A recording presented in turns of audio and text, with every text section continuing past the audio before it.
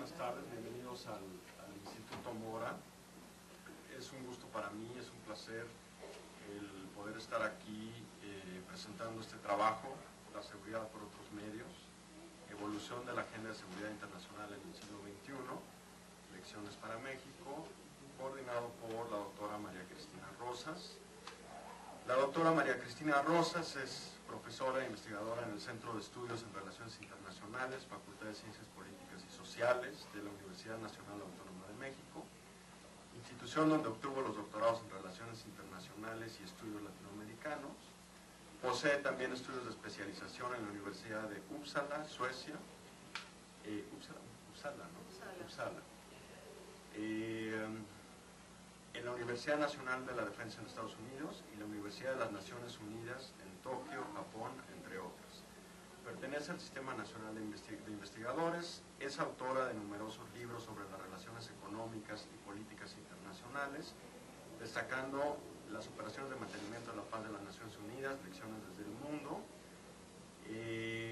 Ha fungido como consultora del gobierno mexicano, del sector privado y de organismos internacionales en temas de economía y política globales. En 1993, 1995 y 1998 recibió el Premio en Investigación Económica Maestro Jesús Silva Gerso, otorgado por el Instituto de Investigaciones Económicas de la UNAM, y en 1999 fue galardonada con la distinción Universidad Nacional para Jóvenes Académicos. Preside el Centro de Análisis sobre Paz, Seguridad y Desarrollo, Olof Palme, AC. Es columnista en la revista Siempre, etcétera, y la revista Península. Bueno, pues sin más preámbulo me gustaría cederle la palabra a la doctora María Cristina Rosas y luego haremos algunos comentarios sobre el trabajo. Gracias, buenas tardes. Y bueno, ante todo quiero agradecer la hospitalidad del Instituto Mora para poder hacer esta presentación y la presencia de todos ustedes y de los comentaristas del doctor Domínguez y del doctor Garduño. El propósito de esta reunión, lo que nos convoca es hablar de esta publicación que vio la luz en marzo de este año y que, bueno, se propone tratar de contribuir al debate sobre la agenda de seguridad en nuestro país, pues a la luz de muchas decisiones que se han tomado alrededor de este tema y que básicamente se concentran en un concepto muy restringido de la seguridad, un concepto militarista, básicamente para el combate al crimen organizado y del narcotráfico, y que a todas luces resulta insuficiente para generar condiciones de seguridad y prosperidad para nuestro país. Este libro tiene varias peculiaridades, yo destacaría entre ellas, bueno, de entrada la portada es negra, y en ella pueden apreciar la imagen de Olof Palme, quien fuera primer ministro de Suecia. Y bueno, ocurre que Palme, como ustedes saben, fue un impulsor de agendas en materia de desnuclearización, de desarme, de solución de conflictos, y Palme fue asesinado hace 25 años, el 28 de febrero, hace 25 años, 86, y la idea de tener una portada negra es la primera portada negra que tenemos en libros que yo he tenido el gusto de coordinar o autorar exclusivamente. Es pues recordar este aniversario luctuoso de Palme y pues tratar de llamar la atención respecto al legado de su trabajo, de su gestión diplomática, de sus buenos oficios para contribuir a la solución de los grandes conflictos que aquejan al mundo, y los conflictos que aquejan al mundo no son muy distintos de aquellos que trató de enfrentar Olof Palme a través de su gestión. Otros aspectos que quiero mencionar es que, bueno, este libro se inscribe en un esfuerzo editorial que desde hace ya algún tiempo me he propuesto realizar con la idea de producir bibliografías sobre temas de seguridad en nuestro país. Desafortunadamente México es un país donde estos temas se abordan poco en la literatura, a la inversa de lo que observamos en otras naciones, algunas remotas como las del Cono Sur, o no tan remotas como las de Centroamérica. Pero en cualquier caso, México como que llegó un poquito tarde a la producción de estudios sobre seguridad, y la idea es tratar de ir subsanando esa deficiencia, abordando diversas aristas de esta agenda.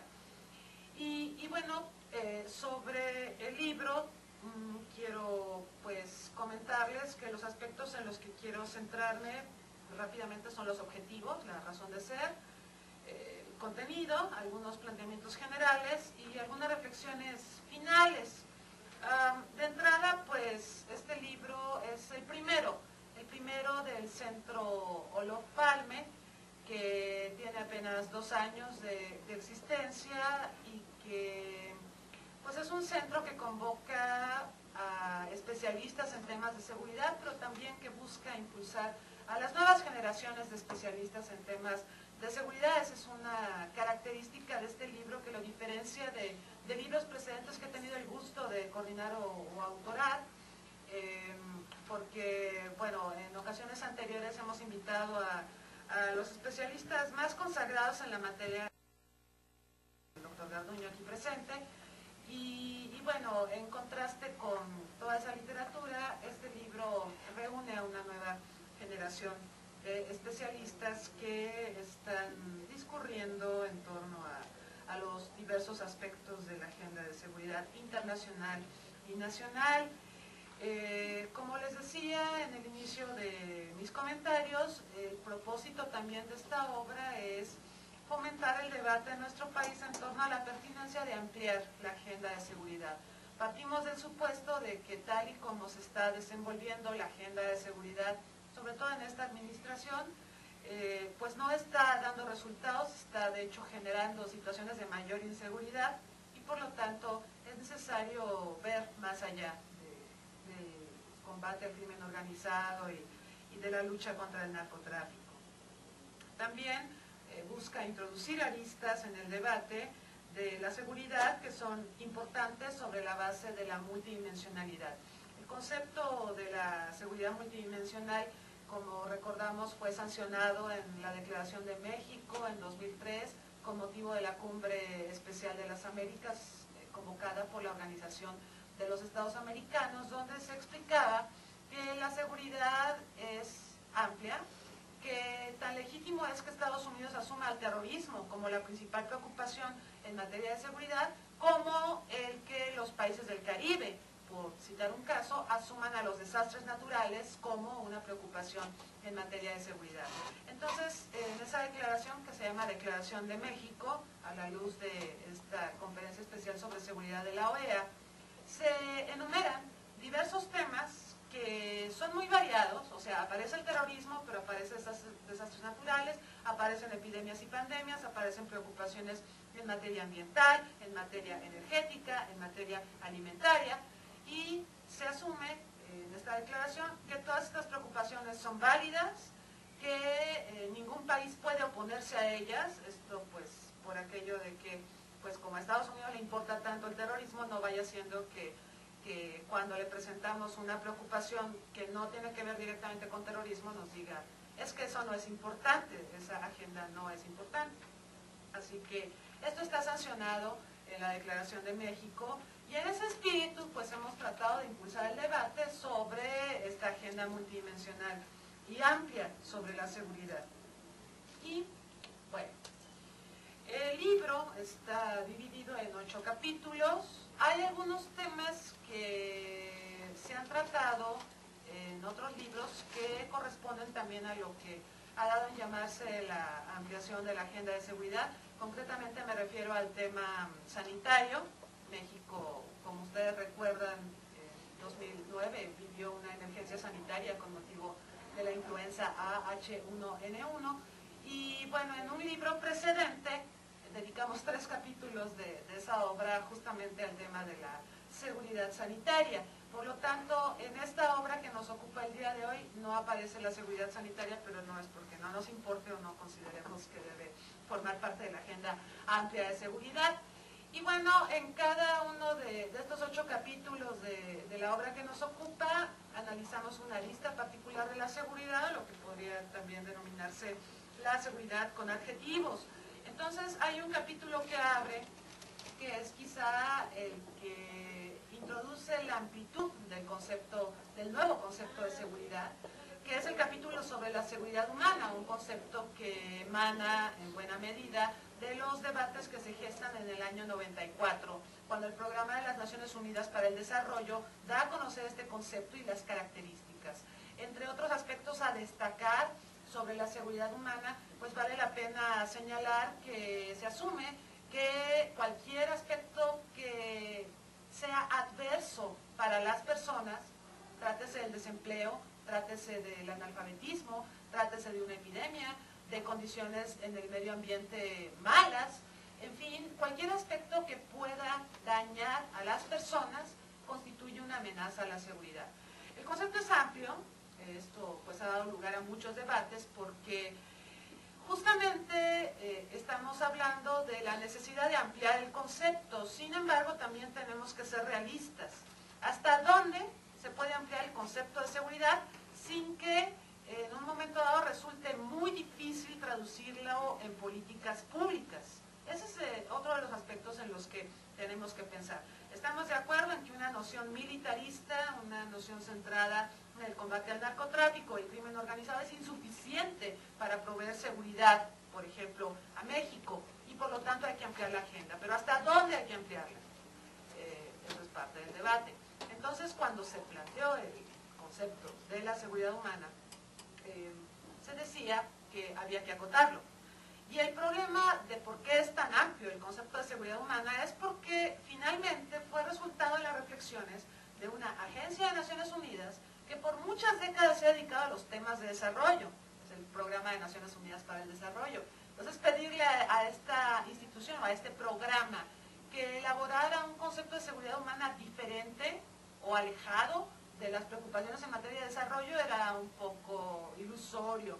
Así que el Programa de Naciones Unidas para el Desarrollo nos brinda este concepto que es muy hermano, muy ligado, muy parecido incluso al concepto de desarrollo humano. Y bueno, cuando leemos el informe del Programa de Naciones Unidas para el Desarrollo, donde explica las características de la seguridad humana, sí queda esta sensación de, bueno, dónde empieza y dónde termina la seguridad y dónde empieza y dónde termina el desarrollo.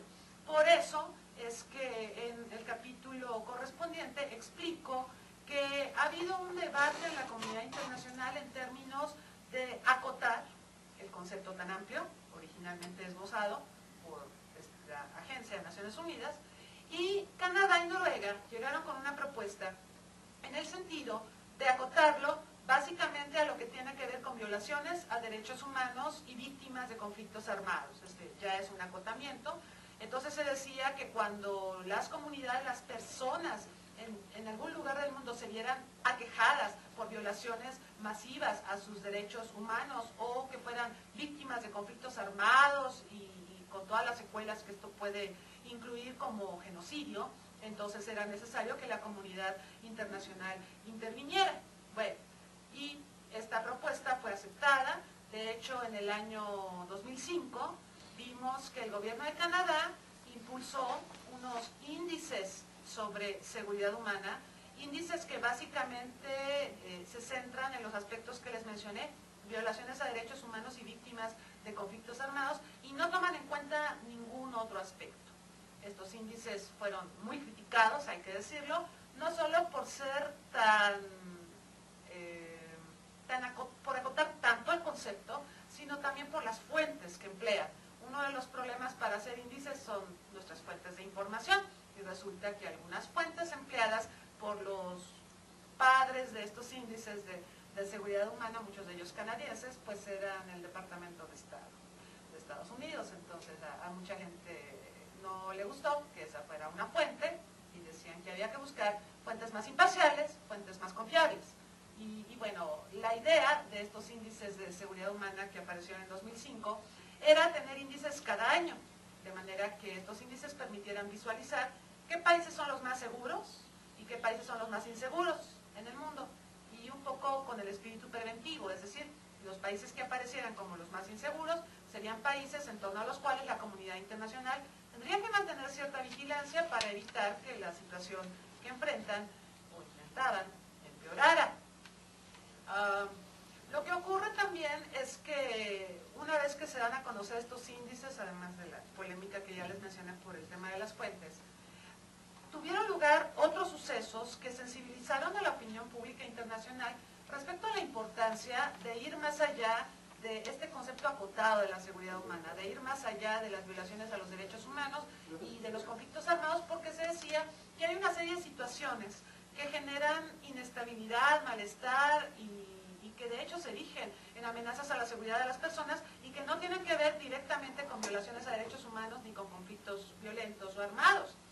Y se citaba el caso, por ejemplo, del huracán Katrina, célebre huracán que pegó a Estados Unidos, lo golpeó a mediados de la década anterior, y este huracán causó grandes estragos, fue muy polémico porque, pues para el momento en que ocurre, Estados Unidos contaba con el Departamento de Seguridad de la Patria, Homeland Security, y esta entidad básicamente tendría que operar, entrar en operación, cuando una gran amenaza se erigiera contra la nación estadounidense. Esta gran amenaza se asumió que sería únicamente el terrorismo, pero qué sorpresa cuando un huracán, que no es obra de Al Qaeda, hasta donde sabemos, ni de Osama Bin Laden, hasta donde sabemos, hace los estragos que vimos. Las fotografías eran impresionantes. Yo creo que todos vimos las inundaciones en Luisiana y también el tratamiento sectario y racista de parte de las autoridades a la hora de brindar asistencia a los damnificados.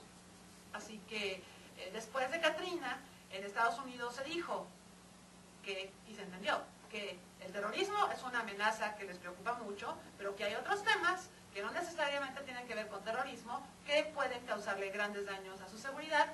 Y entonces en el Departamento de Seguridad de la Patria, en Homeland Security, se incluyó a los fenómenos naturales que pueden devenir en desastres, como huracanes, en fin, en la agenda de seguridad. Pero, o sea, la crítica que hacen muchos especialistas es que tuvo que ocurrir una desgracia como Katrina para que Estados Unidos se diera cuenta, como si no lo supiera, para que se diera cuenta que un fenómeno natural, sobre todo en estos tiempos de cambio climático y de devastación ambiental, podía hacerle tanto daño.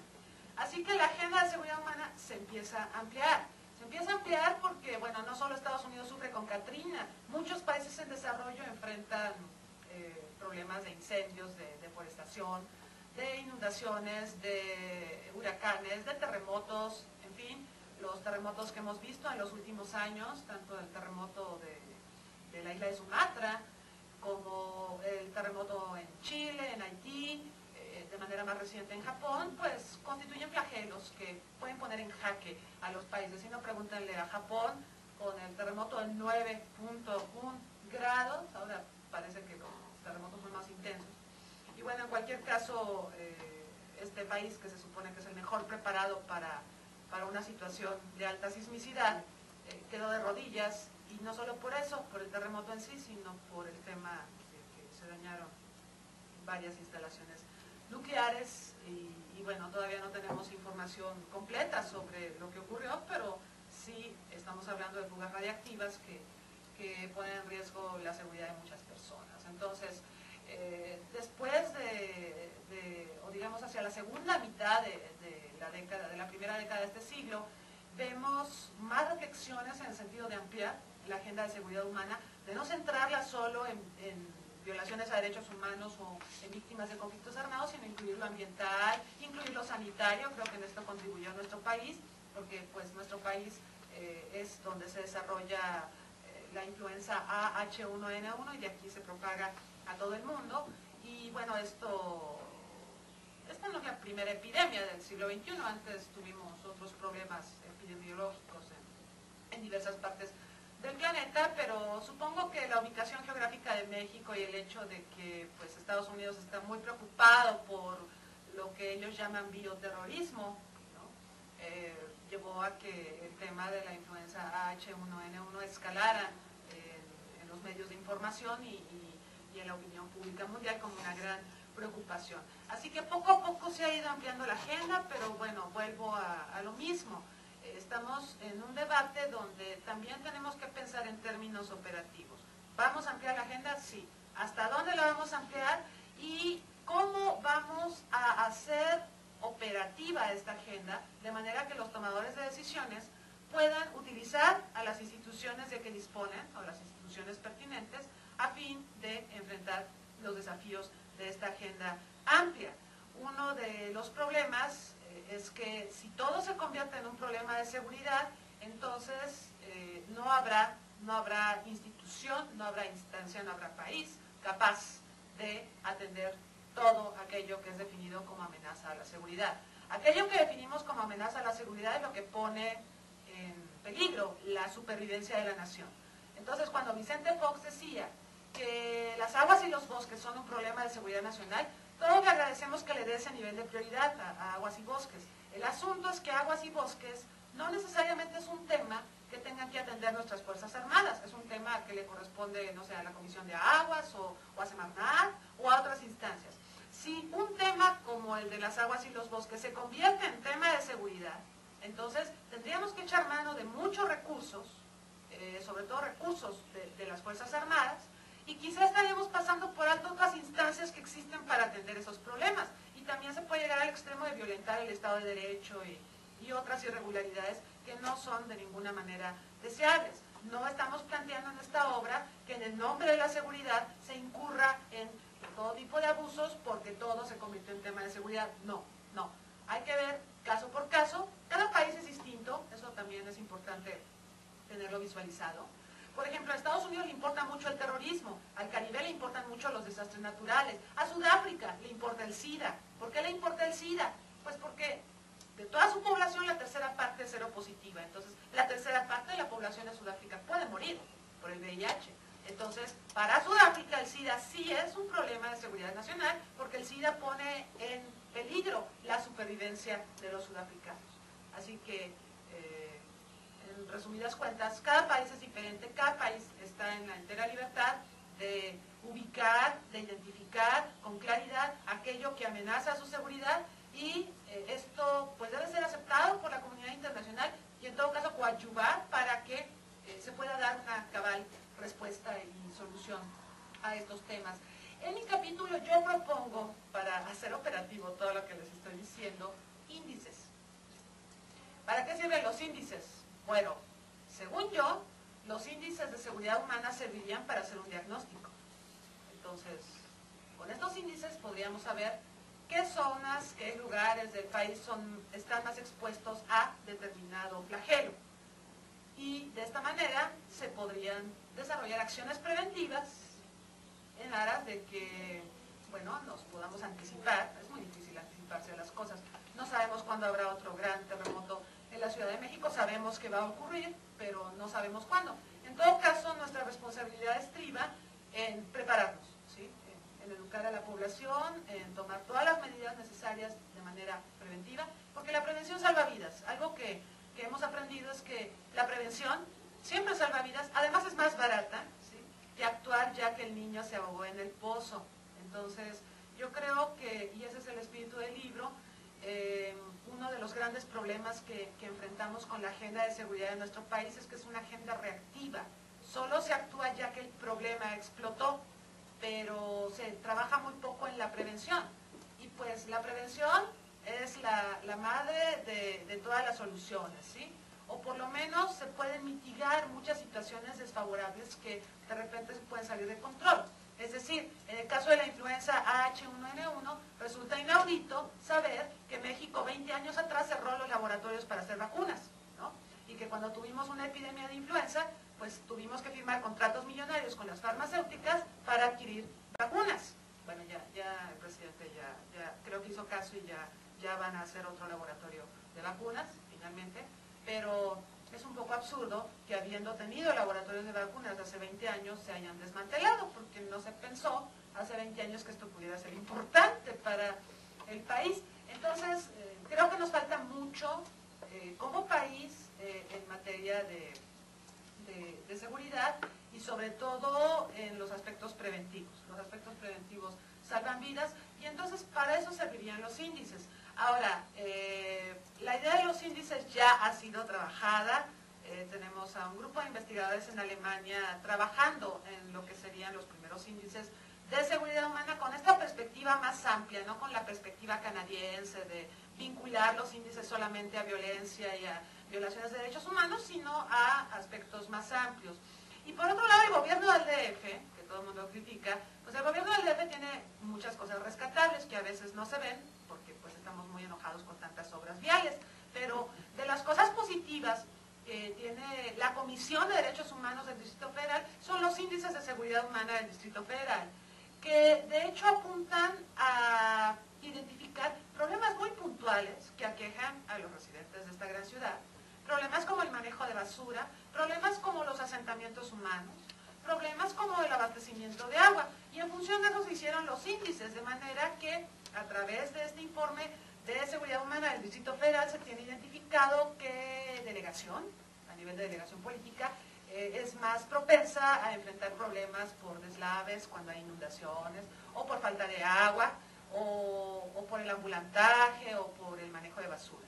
Y esto pues apunta a mejorar la seguridad de los capitalinos. Así que siguiendo ese ejemplo, pues ojalá otros estados de la República, si es que a nivel federal no se toma la iniciativa de aceptar esta sugerencia para elaborar índices de seguridad humana de México, pues ojalá otros estados de la República se anoten, se apunten y sigan un poco estos lineamientos que planteó el gobierno del Distrito Federal y más concretamente la Comisión de Derechos Humanos del DF, con la salvedad de que, bueno, estos índices de la Comisión de Derechos Humanos del DF sí están muy cargados a derechos humanos, y bueno, eso no es malo, quizá habría que dialogar un poco respecto a mejorar el perfil de estos índices, pero sin duda son útiles y sería deseable que esto pues pudiera trascender a otros estados de la República Mexicana en aras de contar con una agenda de seguridad humana operativa y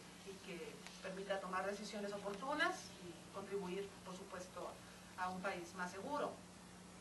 El siguiente apartado de la obra pues se dedica al tema de la seguridad ambiental y sobre todo está centrado en el aspecto de los fenómenos y los desastres naturales.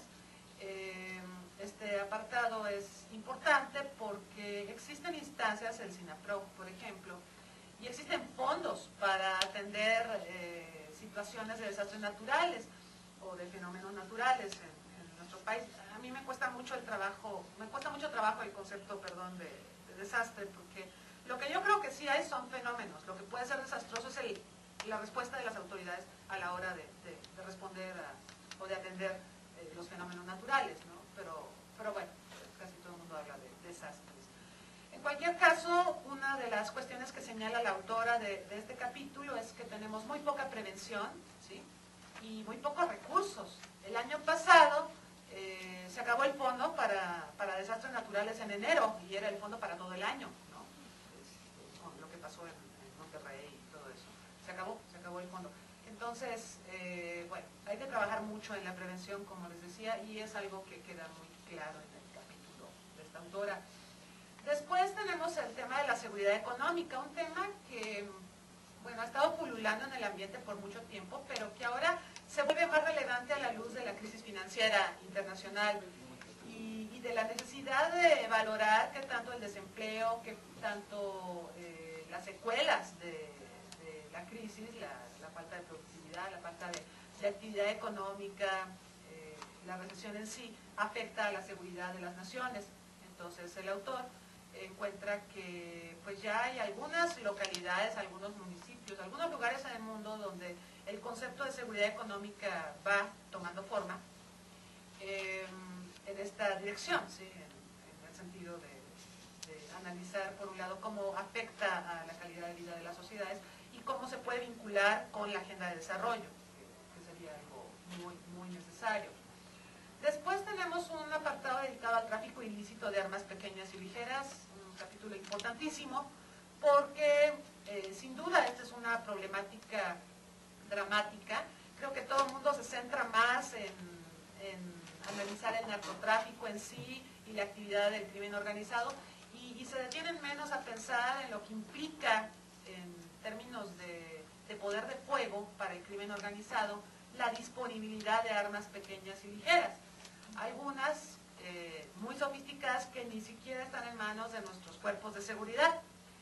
El autor explica la problemática, él señala que, bueno, el problema sobre todo nos viene de Estados Unidos, pero también hay situaciones que hay que revisar con cuidado en la frontera sur.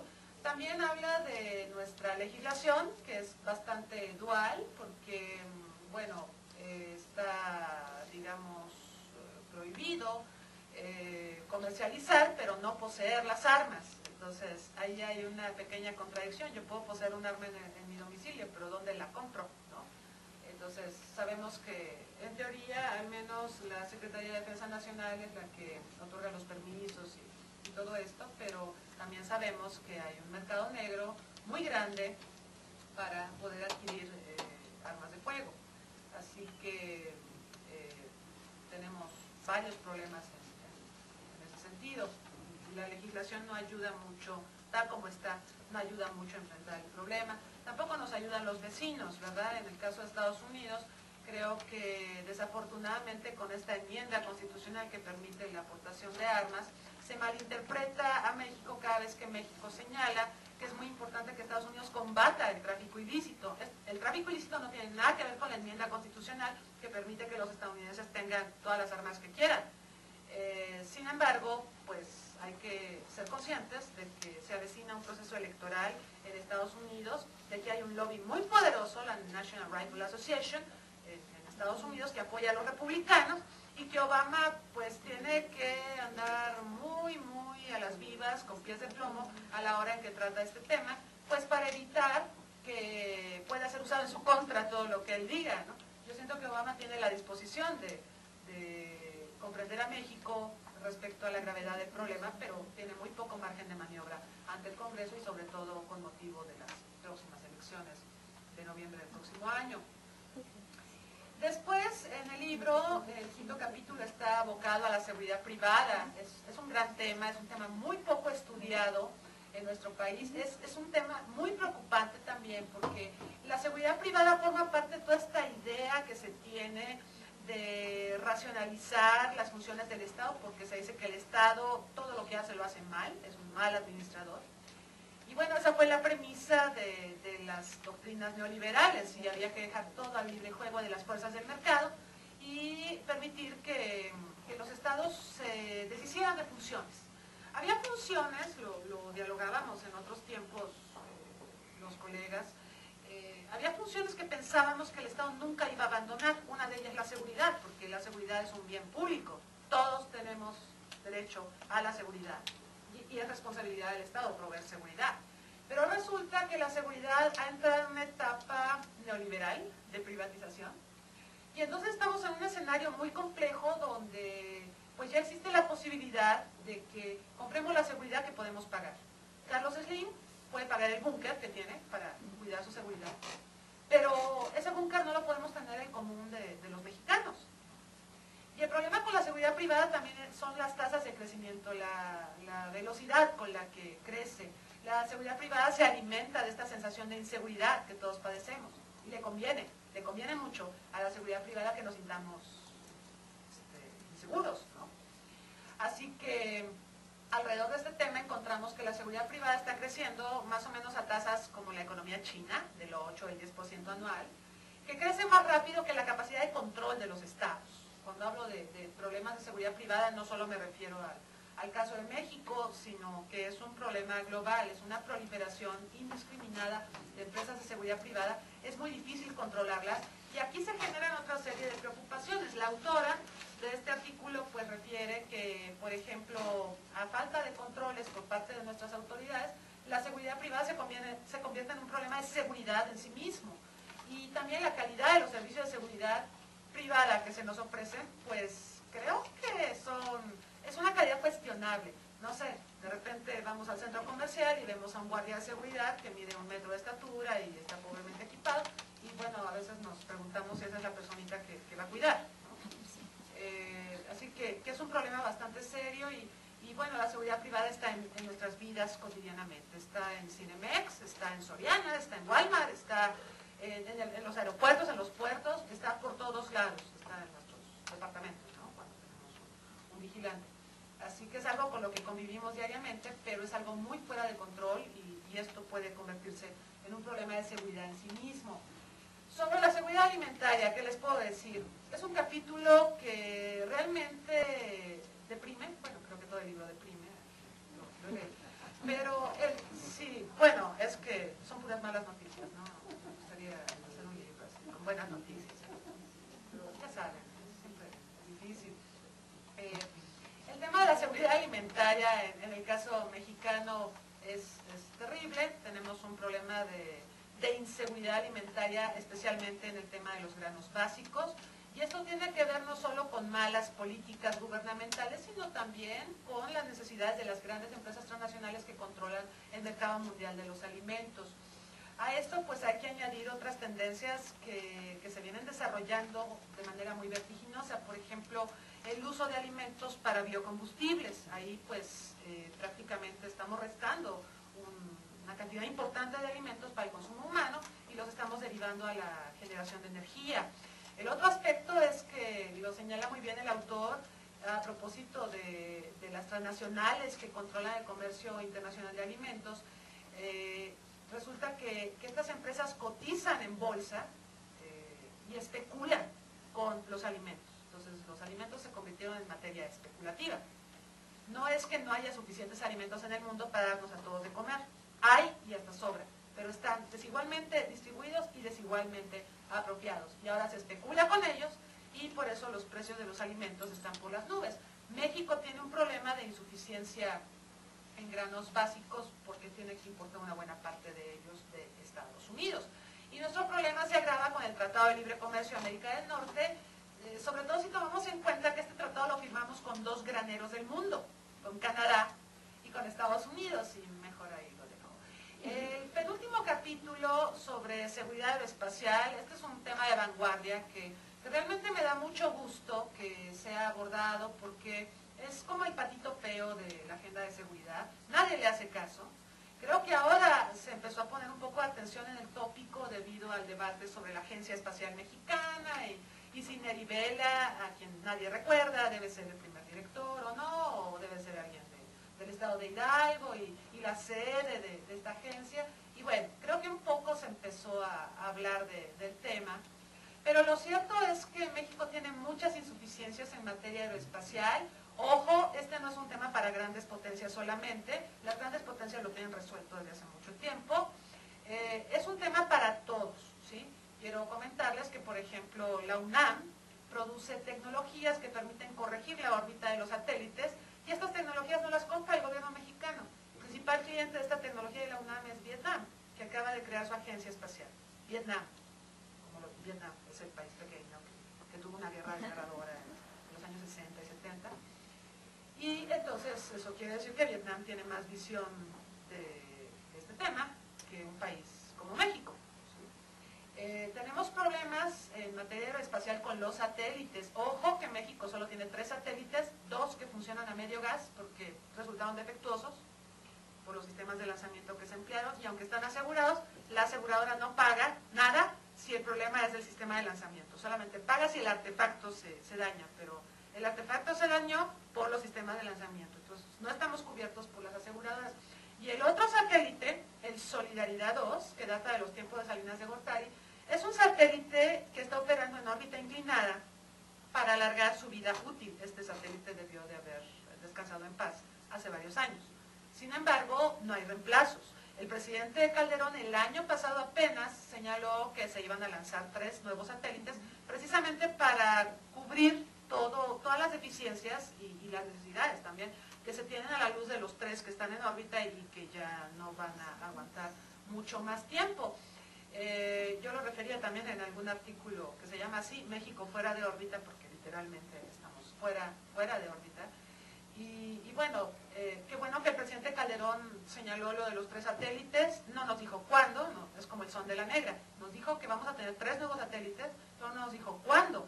Y resulta que el satélite Solidaridad 2 en cualquier momento va a dejar de funcionar. Y ese satélite es importante porque es el satélite que usa la Sedena, la CEMAR, la PGR, la Secretaría de Seguridad Pública para tareas de seguridad nacional. Y si ese satélite se llegara a descomponer, pues ¿qué va a proceder? No nos vamos a quedar aislados, no se preocupen por eso, podemos siempre alquilarle a Estados Unidos un satélite, pero entonces ahí tenemos otro problema de seguridad, ¿sí? Porque es información estratégica que primero van a recibir ellos y luego nos la pasan, ¿no? Así que es un problema bastante grave. Y bueno, el libro termina con el tema de la seguridad marítima. Otro tema que también parece el patito feo de la agenda de seguridad, muy poco abordado, es un tema que han trabajado mucho en nuestra Secretaría de Marina, y es un tema que es crucial por muchísimas razones. La seguridad a veces tendemos a pensar que es solo territorial, pero bueno, ya explicábamos a propósito del capítulo anterior que también es aeroespacial, también es marítima y también es virtual. Hay otro capítulo que no está incluido en este libro, va a estar incluido en un libro posterior, dedicado a la seguridad cibernética y la ciberseguridad. Entonces los espacios son múltiples y la seguridad puede ser vulnerada en cada uno de esos espacios.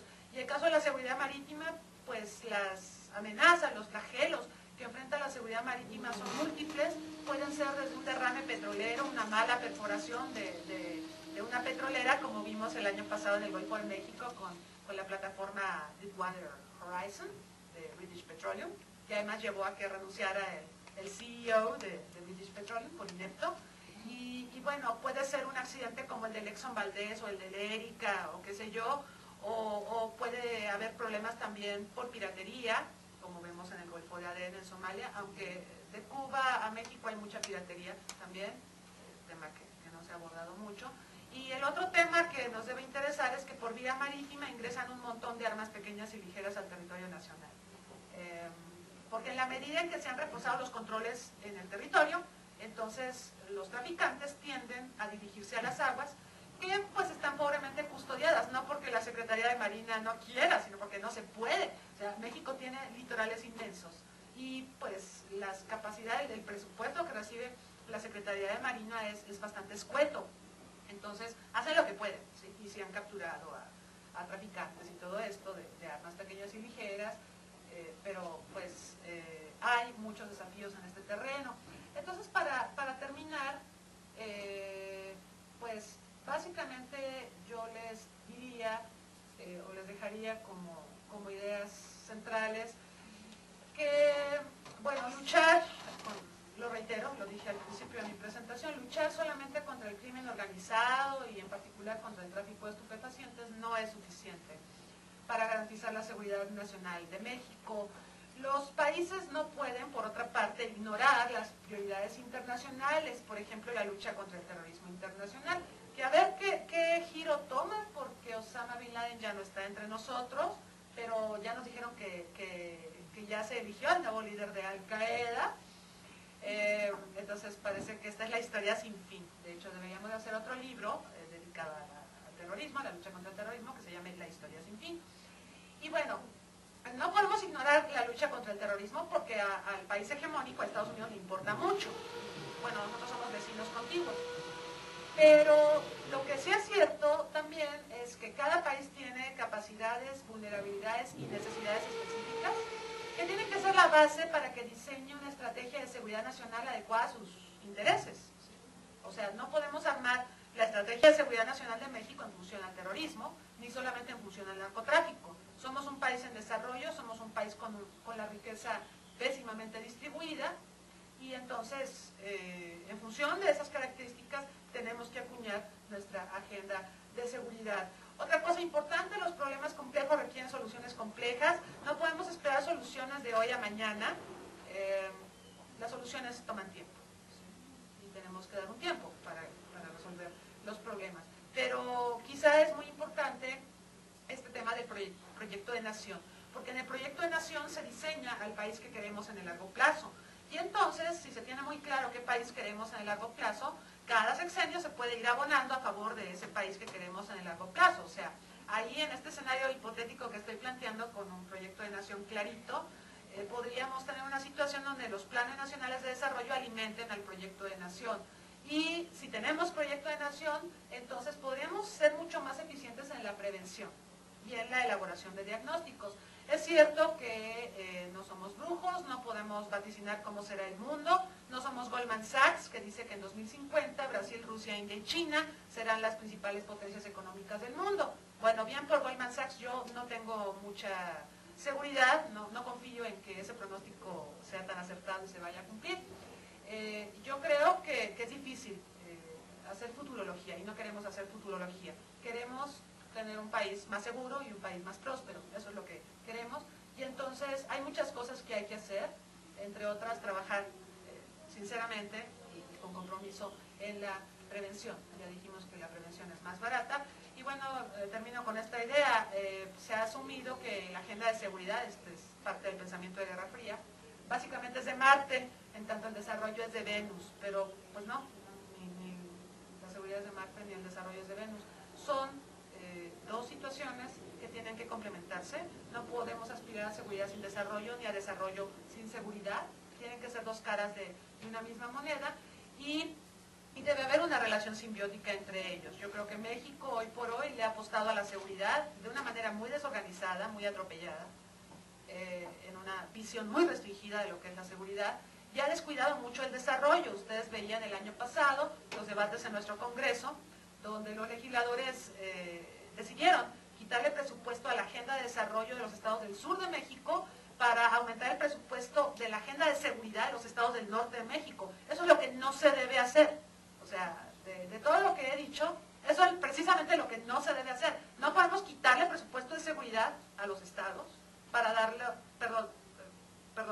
presupuesto de desarrollo a los estados del sur para dárselo a seguridad. Los dos requieren presupuesto. Aquí no es de me das y te quito. No, todos necesitan presupuesto. Porque finalmente el presupuesto para desarrollo va a crear una base social más sana, ¿sí?, menos viciada, que puede combatir muchos flagelos y evitar que estos flagelos a la postre se conviertan en amenazas. Esa es la premisa.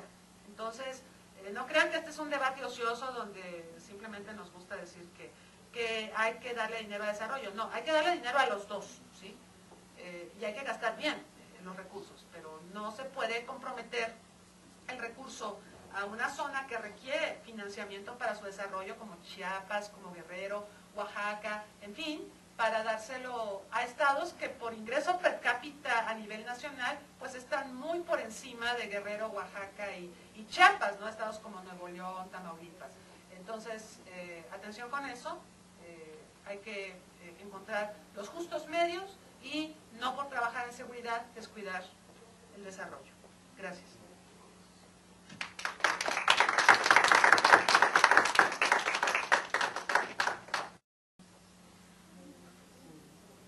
Bueno, antes que nada agradecer a esta institución, al Instituto Mora,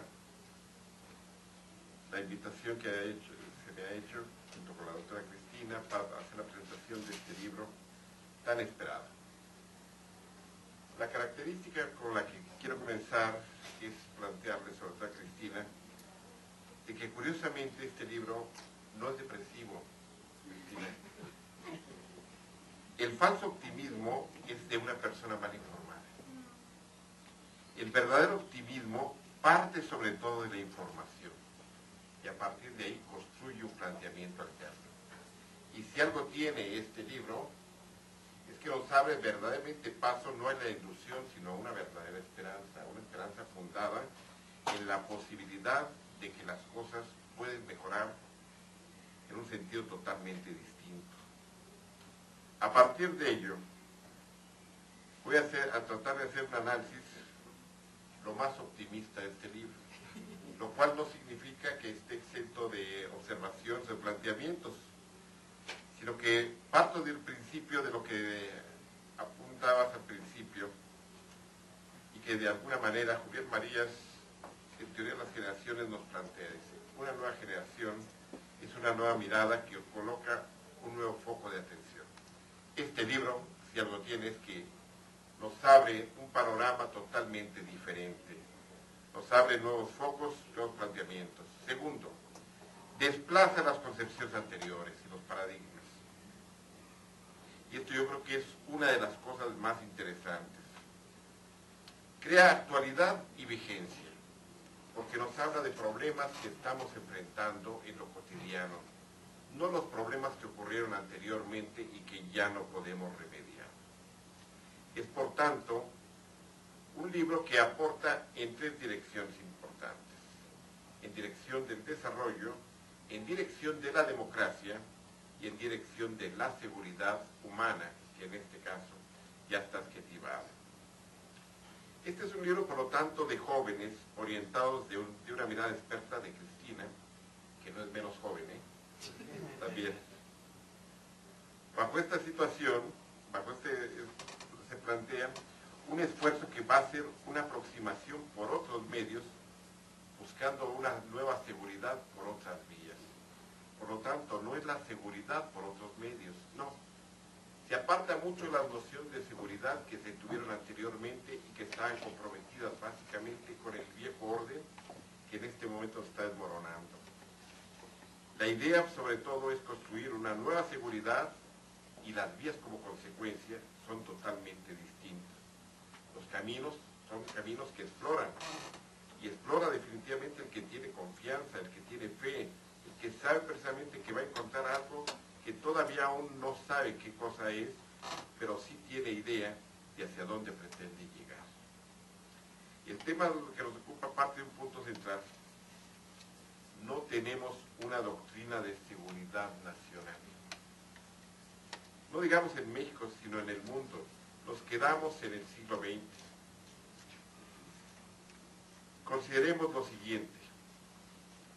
Las doctrinas de la seguridad nacional fueron elaboradas por las grandes potencias y en ese sentido tenemos que reconocer que hace muchas décadas, hace ya por lo menos varias décadas, hubo el fin de la Guerra Fría, concretamente 2 décadas. Al mismo tiempo, con toda la globalidad, no hay definición de los nuevos escenarios. Se ve muy bien hacia dónde nos va a llevar la globalidad. Todavía eso no nos han ubicado. Las crisis y los desajustes en el equilibrio internacional están presentes. El desplome de las ideologías del siglo XX, incluso los términos de izquierda y derecha, que ya no significan para mí nada. Los desplazamientos violentos de fuerzas políticas se consideraban imprescindibles, que vemos en el caso de Oriente Medio. Han bastado menos de 6 meses de este año para ser desplazadas. Y al mismo tiempo se comienza a producir la emergencia de nuevos actores y, lo más importante, el surgimiento de redes sociales que utilizan también ya mecanismos virtuales, que tienen una capacidad de convocatoria impresionante. Como toda época, entonces vivimos ahora en una época de grandes transiciones. La transición va a acompañar la incertidumbre y de la complejidad. Y tanto la complejidad, en este caso, como decía Edgar Morin, no podemos de alguna manera resolverla sino con mayor complejidad. O sea, no es a partir de la simplificación. Este libro, si algo nos abre, es una cantidad enorme de interrogantes. Y esto es lo que nos lleva a invitar a pensar, a movernos, a decir exactamente qué podemos hacer. Y en ese planteamiento está también vinculado a la propia idea de lo que Kant denominaba, bueno, quién soy, qué puedo hacer y por lo tanto, qué puedo esperar. Tal como están las cosas, sabemos lo que va a ocurrir. Tal como hagamos otras cosas, sabremos perfectamente que podremos evitar los desastres que, como subrayó Cristina, el desastre no es lo que ocurre, no es el fenómeno. El desastre es la respuesta que damos frente a una situación que se nos ha salido totalmente de control porque jamás la pensamos. Reconozcamos entonces, una doctrina tiene que partir de valores, y en los valores, como dice Lipovetsky, nos quedamos en los valores del siglo XX, y estamos en el siglo XXI. Si algo tiene este libro, es que es un libro ubicado en el siglo XXI, hecho por jóvenes, por mentalidades que definitivamente tenemos que reenfocar las cosas. Veamos sencillamente las formas que de alguna manera Cristina nos plantea en torno a lo que es el concepto de seguridad. Efectivamente, la seguridad yo la ubicaría primero que nada en la concepción estatocentrista que fue como surgió, pero dentro de estados autoritarios.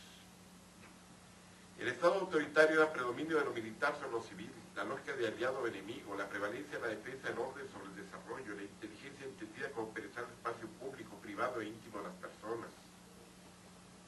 Estos sistemas, por lo tanto, nunca evolucionan, se desploman. El caso de la Unión Soviética sería la mejor expresión. No requirió definitivamente de misiles. Es la propia sociedad la que la dinamita. El Estado estatocentrista es un Estado considerado en el orden. Es el mundo del absoluto en la Guerra Fría, donde la seguridad nacional es todo y se identifica con la idea de razón de Estado. Es la afirmación interna frente al enemigo que invariablemente es externo, ¿no? Nosotros no tenemos nada que ver, son los malos los que están afuera.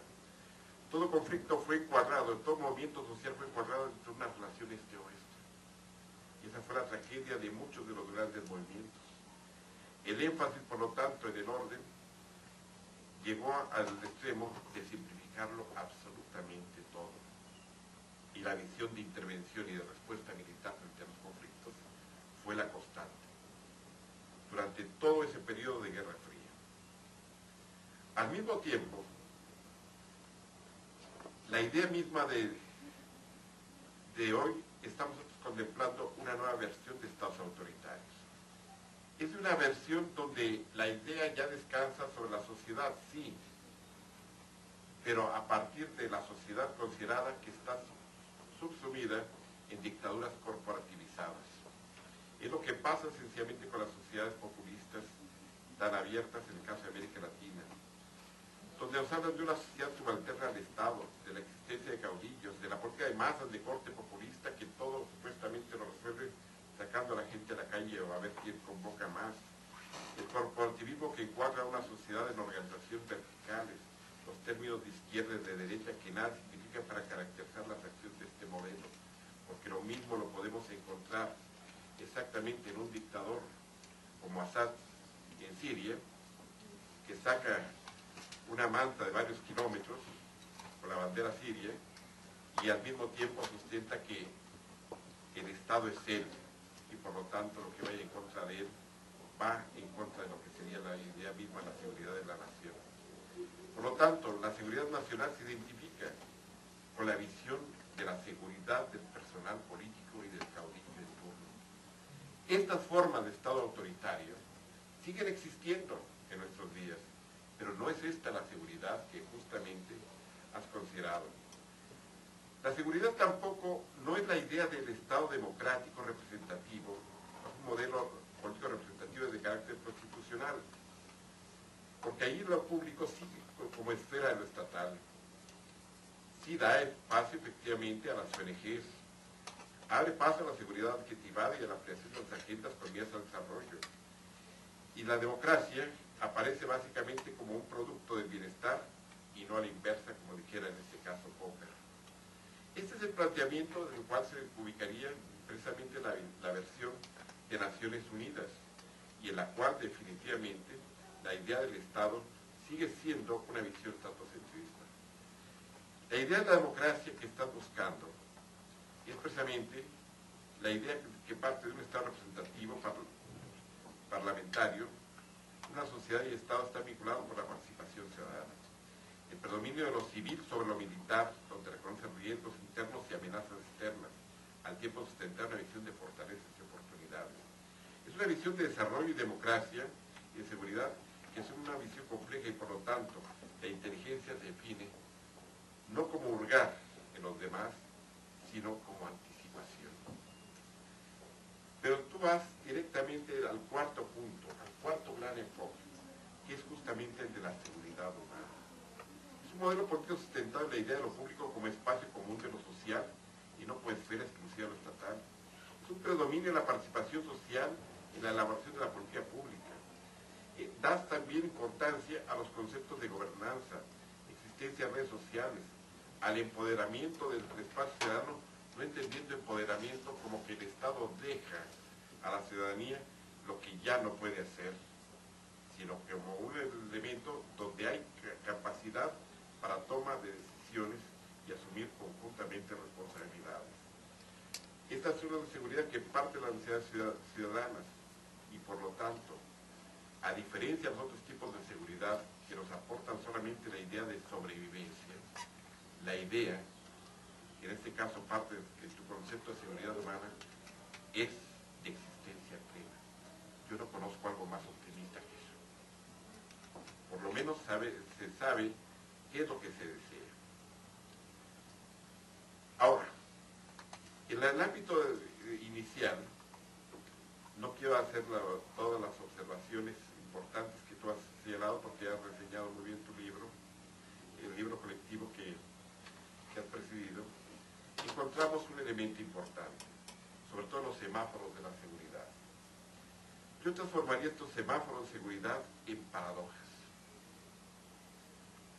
Cuando veo el caso del Producto Interno Bruto, para mí, en una sociedad, es explicarme la primera paradoja, la pobreza de sociedades productivas. ¿Cómo es posible que una sociedad que produce tanto, como la mexicana o como tantos países, sea una sociedad con miserables y con millonarios extremos? O sea, la pobreza de una sociedad productiva es inconcebible, pero es la primera paradoja que encontramos a nivel mundial. Segundo, la imprevisión en zonas susceptibles de desastres naturales. Esa es la segunda gran paradoja, y ya la has apuntado.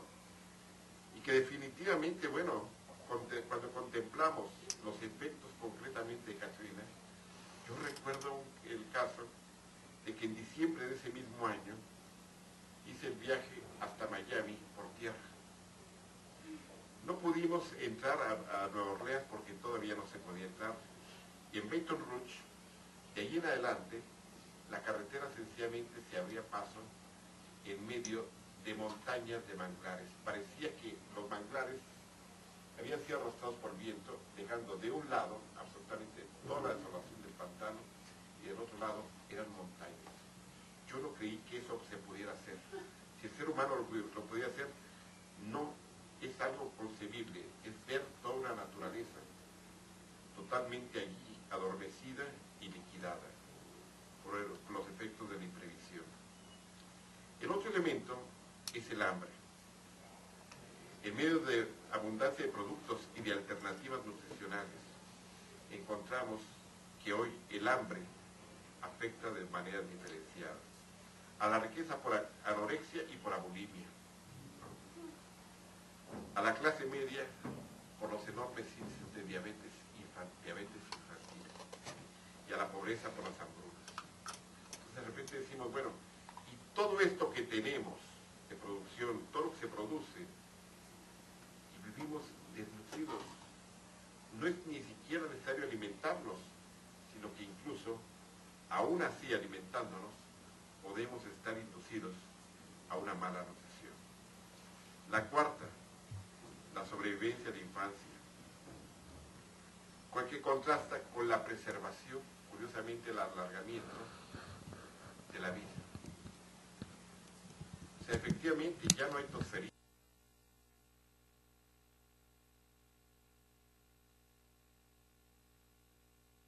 50 años. Hoy en día ya no existe eso, no hay sarampión, no hay todo eso, no hay viruela.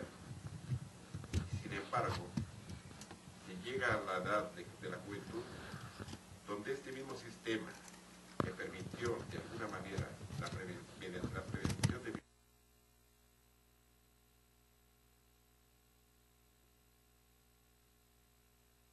iniciativas y oportunidades a esa juventud a la que se le dio de alguna manera la posibilidad de pasar.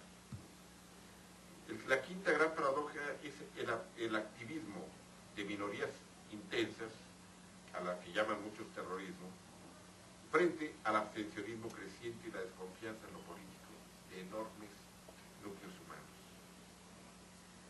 Esta circunstancia nos lleva a contemplar de que en este momento, si simplemente preguntáramos en el Estado de México quién va a ir a votar, la gente considera que ya está tomada la decisión y que ya sabe quién va a ganar y que no le interesa mayormente ni a un señor que nunca ha estado allí y quiere ser gobernador, otro que tampoco es de allí y quiere llegar, y otro que ha estado allí en Ecatepec y que lo único que ha tenido sencillamente es la capacidad de obediencia a ese grupo ultracomún. Hasta ahí, pero no le interesa, o sea, con ellos o sin ellos, el que tenga que llegar, llegará. La otra circunstancia de paradoja es la ideología de igualdad frente a un planteamiento de competencia desmedida. Entonces le predicamos a la igualdad y al mismo tiempo establecemos una competencia feroz. Hace unos días yo me acuerdo que comentaba con la directora de la escuela de mi hija, de 8 años, decía, la escuela primaria se hizo como homogeneizadora e igualadora de la vida social para que todos tuvieran un mismo punto de partida y un mismo bagaje. Usted la ha convertido en un centro de competencia absurda. ¿De qué sirve sencillamente que tengan 10? Yo no le vengo a pedir 10. Simplemente lo único que estoy viendo es que lo que aprenden los niños lo están aprendiendo fuera de la escuela, no aquí. Y ustedes lo están evaluando en una escala que es improcedente, porque en ese tiempo mejor sería que se fueran a jugar los niños a que estuvieran sencillamente entrando en una competencia feroz y definitivamente en una rivalidad que no se justifica a estas edades. El otro elemento, la séptima paradoja, es la escasez de agua y su privatización. Es muy mal, ¿cómo es posible? Ya sabemos que el agua está escasa, solución privatizarla. Bueno, esto es algo semejante a barrio chino, ¿no? Entonces, de repente decimos, el que tenga el agua va a ser el que va a dominar, ¿no?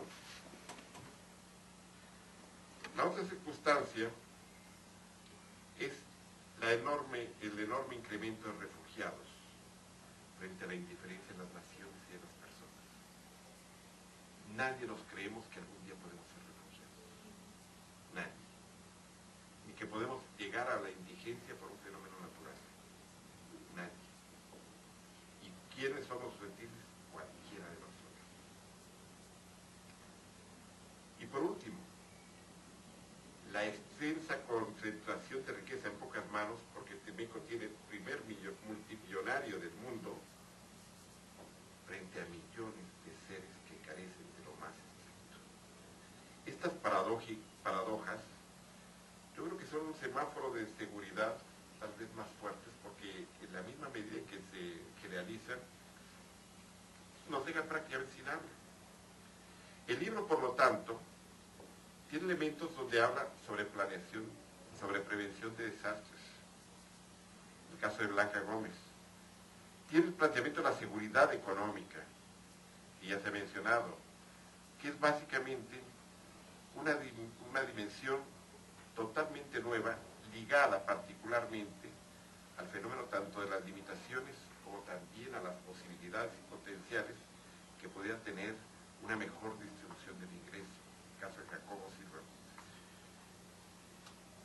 A su vez, la seguridad nacional en México ante el crimen organizado, donde se nos apunta esto como un problema, pero no es este el elemento, o sea, este es un resultado, no es la causa de todos los problemas.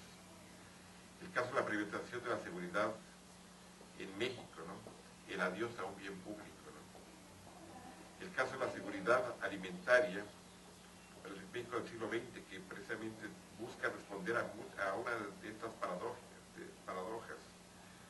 La otra circunstancia es también la seguridad alimentaria y lo que implica la pérdida de la soberanía alimentaria, particularmente por los transgénicos, y lo que representa que en cierto momento sean empresas multinacionales como Monsanto las que de alguna manera detenten las patentes de los elementos necesarios.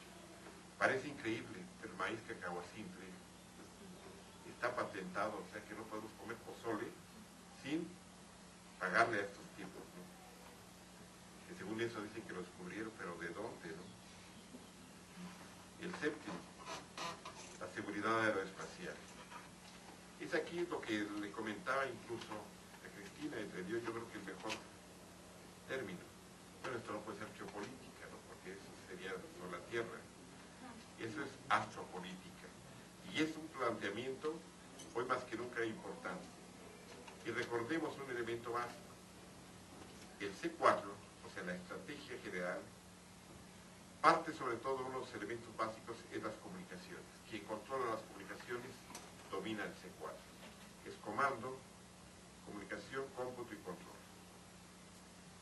El hecho de que esto esté privatizado y el hecho de que el Estado haya salido ya fuera de su control implica muchísimas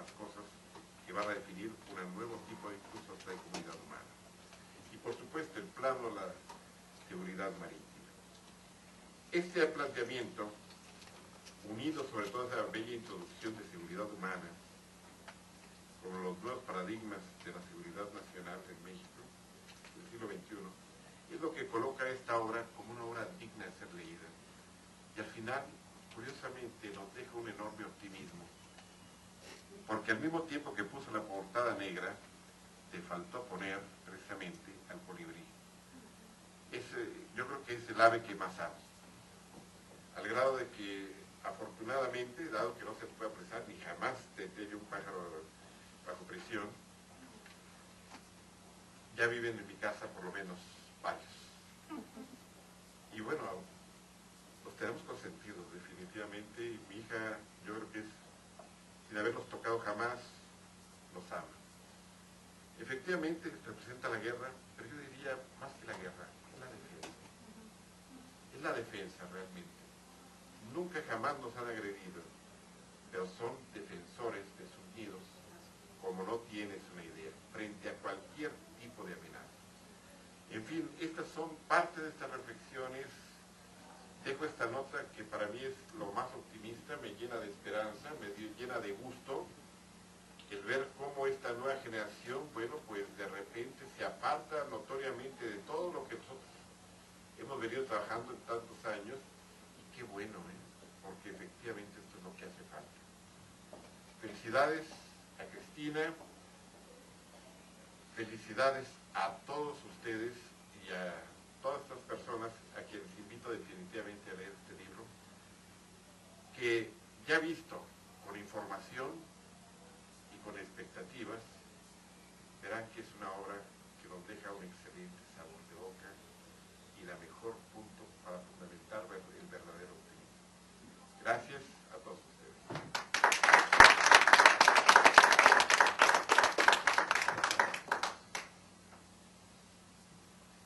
Bueno, pues voy a tratar de ser lo más breve posible. Ya se han hecho comentarios muy importantes. Y la seguridad por otros medios, se trata sin duda de un libro valioso porque representa uno de los pocos esfuerzos por conjuntar y analizar en una sola obra los distintos aspectos de la Agenda Internacional de Seguridad desde la perspectiva mexicana.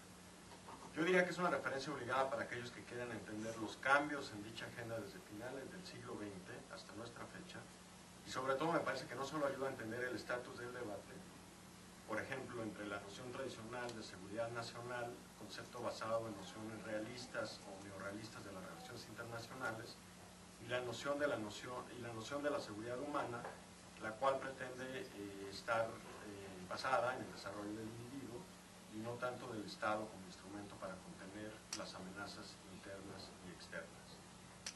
En ese sentido, el estatus del debate, desde mi punto de vista, muestra el potencial que tiene la agenda de seguridad desde una perspectiva no tradicional, pero también, y aquí a mí se me gustaría ser un poco crítico para incentivar el debate, muestra las debilidades de conceptos como el de la seguridad humana, el cual requiere, desde mi punto de vista, todavía mucho trabajo para que se pueda aterrizar, operacionalizar y utilizar en la definición de prioridades en el mundo de las políticas públicas.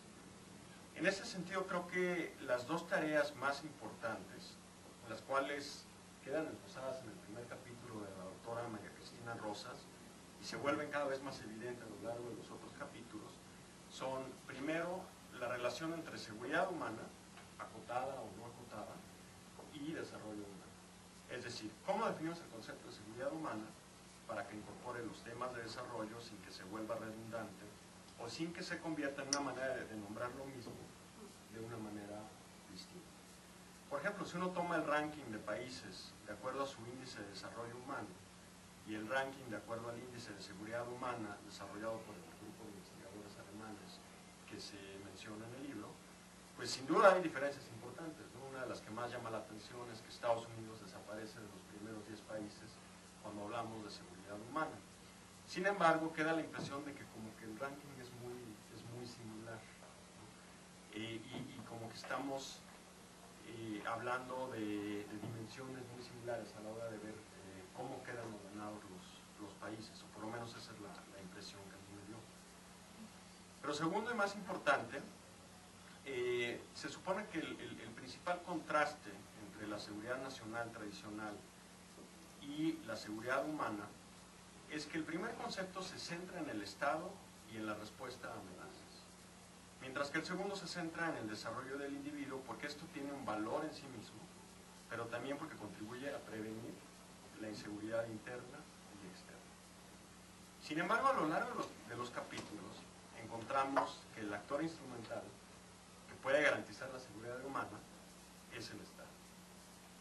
Por ejemplo, cuando hablamos de seguridad económica, si revisamos la definición sugerida por el autor, me parece que es inevitable hablar del Estado como actor instrumental, porque la propuesta está muy vinculada a las políticas de desarrollo y crecimiento económico tradicionalmente atribuidas al propio Estado. Lo mismo sucede al hablar, por ejemplo, de la amenaza del crimen organizado, de la respuesta a desastres naturales, de la privatización de la seguridad en México o de la seguridad alimentaria, la cual, según el autor de este capítulo, está estrechamente relacionada con la soberanía alimentaria. Pero si hablamos en estos términos, hablamos en términos de soberanía alimentaria, pues de nuevo estamos regresando de manera implícita al Estado y a la nación como un actor instrumental que es de primordial importancia. Esto no quiere decir que las nociones no tradicionales de seguridad no representen un avance o no sean importantes, todo lo contrario.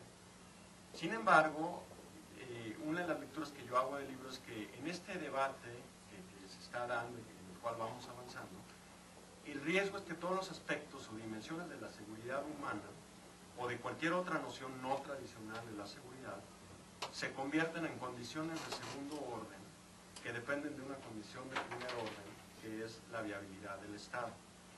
Y entonces el peligro sería que la viabilidad del Estado se convierta en un pretexto para regresar a las nociones tradicionales, o dicho de otra manera, que para garantizar la seguridad humana, primero tengamos que garantizar la seguridad nacional en términos de la definición tradicional de seguridad. Esto nos demuestra que al final del día, ya sea que hablemos de seguridad, de derechos humanos o de otros conceptos vinculados al desarrollo, el gran dilema, sobre todo cuando hablamos de desarrollo planeado en contraste con el desarrollo inminente, el gran problema radica en definir quién está a cargo y dónde está la esencia del mismo. En este caso podemos argumentar que el desarrollo debe centrar en el individuo, y creo que todos estamos de acuerdo, pero parece inevitable que parte de la responsabilidad recaiga en actores externos al propio individuo, como es el caso del Estado. Esto lo menciono no por demeritar el trabajo, al contrario, me parece que es parte del estatus del debate. Nos demuestra que todavía hay un camino largo por recorrer para poder operacionalizar conceptos como el de seguridad humana, y sobre todo me parece que parte del valor de este libro radica en despertar en el lector este tipo de preguntas y en motivarlo a ir e investigar más sobre cada uno de los aspectos y las dimensiones de la seguridad. De hecho, si hay, digamos, esto que mencionaste ahorita, yo no lo veía como una crítica, más bien críticas sería, y además es entendible que tratamos de un libro tan ambicioso, haya algunas omisiones. Comentaba la doctora Rosas el tema de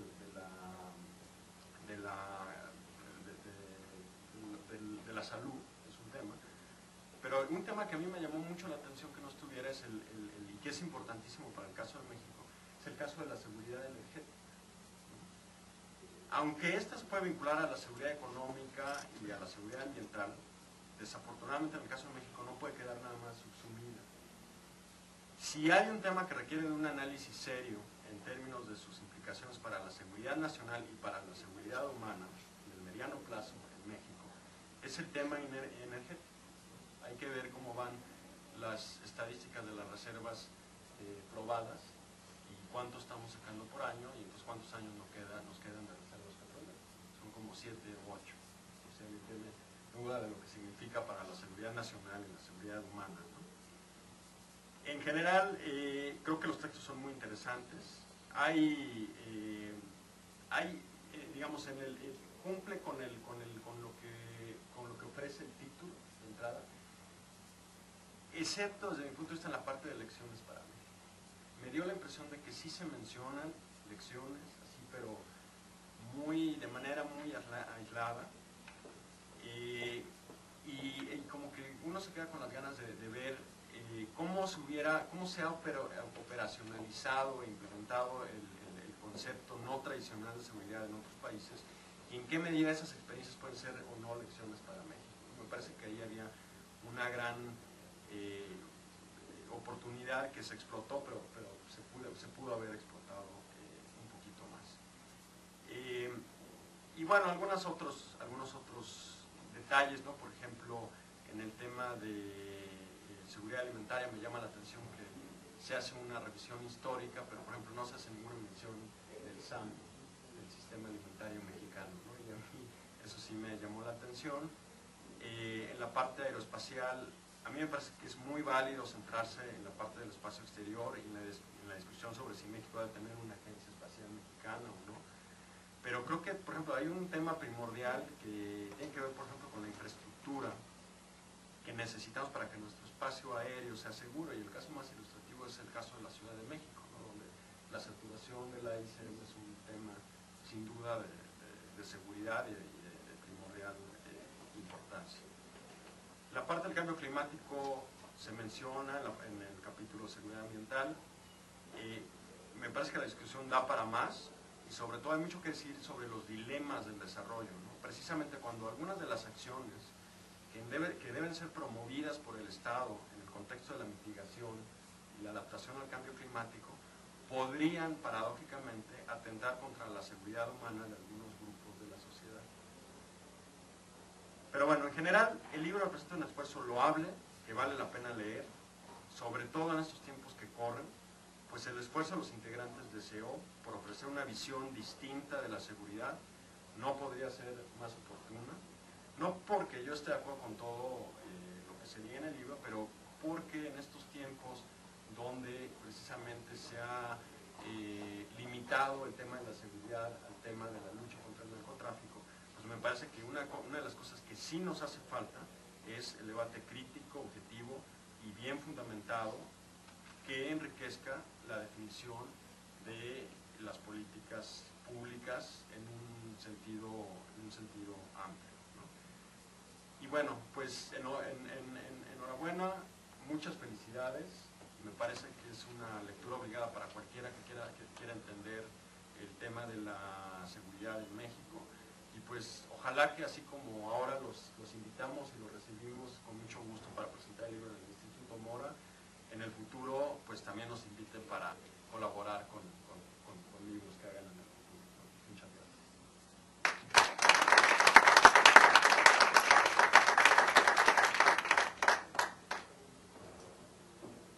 Pues no sé, doctora, ¿quiere hacer algún comentario o alguien que quiera hacer alguna pregunta del público?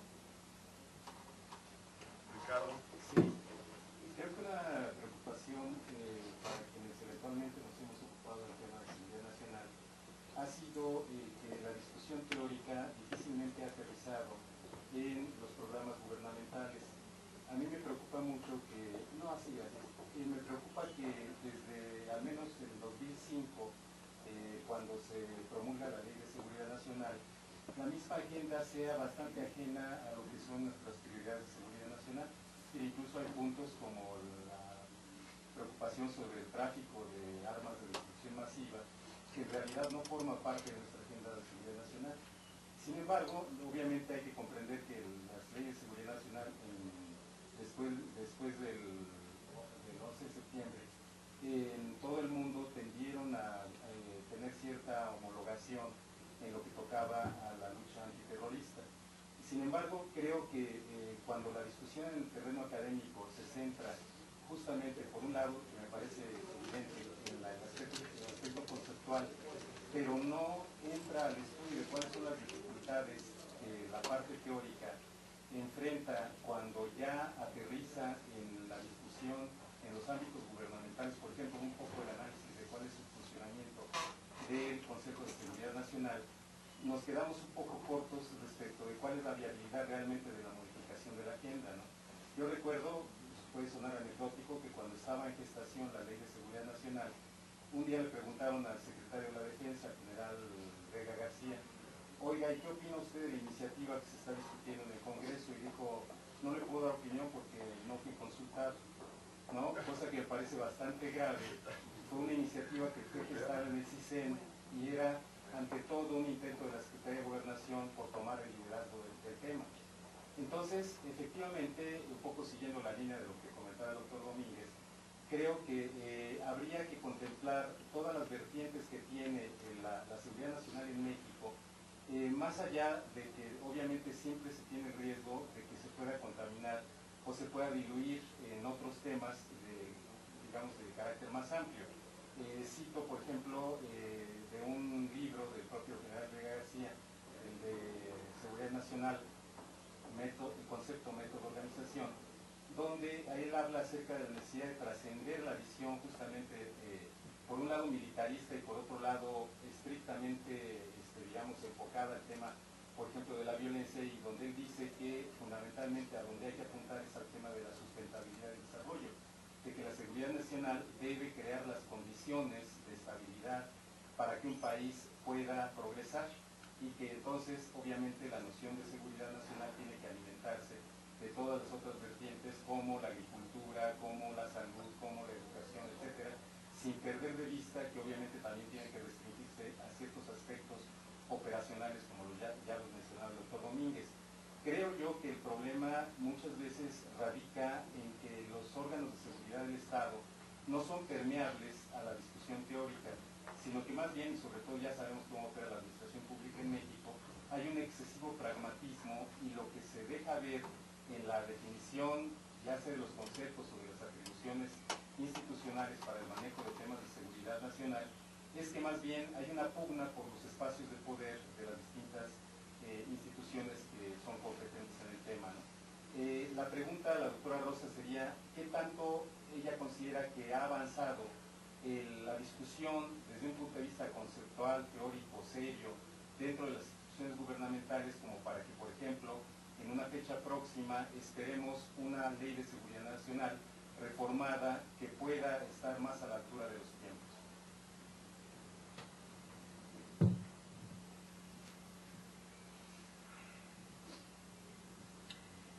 Mire, lo que yo sé es que, bueno, ahorita tenemos la discusión de las modificaciones a la Ley de Seguridad Nacional.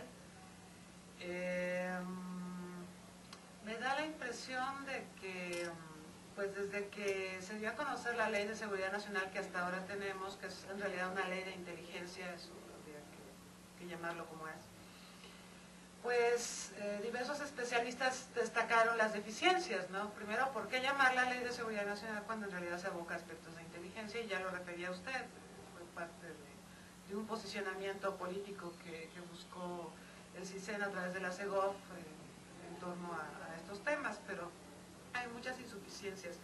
Yo, la verdad, o sea, revisando el debate y revisando, pues, otros documentos que sin duda son importantes, el propio Plan Nacional de Desarrollo, que habla de una visión bastante integral de seguridad, no alcanza a abrazar el concepto de seguridad humana, pero se habla de un concepto más integral de seguridad. Creo que hay el planteamiento, pero no estoy segura de que las instancias involucradas o sean consultadas o estén debatiendo estos temas. Yo siento una gran distancia entre el debate académico y el debate entre las autoridades, desafortunadamente. Bueno, una buena noticia es que este libro lo vamos a presentar en el Congreso el 5 de julio próximo, con el diputado Muñoz Ledo y en la comisión que está debatiendo estos temas, un poco pues también porque ellos sienten que es necesario escuchar otros puntos de vista alrededor de los aspectos que conciernen a México y que pueden afectar su seguridad. Lo que usted decía de la Ley de Seguridad Nacional, que incluye este tráfico de armas de destrucción masiva, además contiene una estupidez, ya lo señalaba el maestro Benjamín Ruiz Loyola, porque la redacción dice armas convencionales de destrucción masiva. O son convencionales o son de destrucción masiva. Es una estupidez. Yo no sé quién lo escribió. Pero desde esas cosas hasta, digamos, el sentido también de la propia ley, ¿no? Entonces, no siento que sea algo cuidado. Cuando tuvimos la epidemia de influenza, yo recuerdo que diputados del PT impulsaron incluir a las epidemias y pandemias y junto con fenómenos naturales como flagelos que pueden constituir amenazas a la seguridad nacional. O sea, propuestas hay, pero yo no estoy segura de cuánto van a trascender en un momento dado. Siento que todo esto se mueve por tiempos políticos, ¿no? Y que los diputados están en esto, pero están en 1000 cosas más. Y saben que esto tiene que salir, pero también tienen que salir otras cosas más. Entonces, me da la impresión de que, pues, a pesar de que hay conciencia de que hay que ampliar la agenda, todavía no se aterriza respecto a cuánto se va a ampliar y en qué condiciones. ¿Alguien más que quiera hacer alguna pregunta? No, al contrario. Gracias. Bueno, pues entonces, muchísimas gracias por estar aquí con nosotros. Damos por terminada la presentación y muchas felicidades de nuevo a la doctora María Cristina Rosas y a todos los autores del libro. Y gracias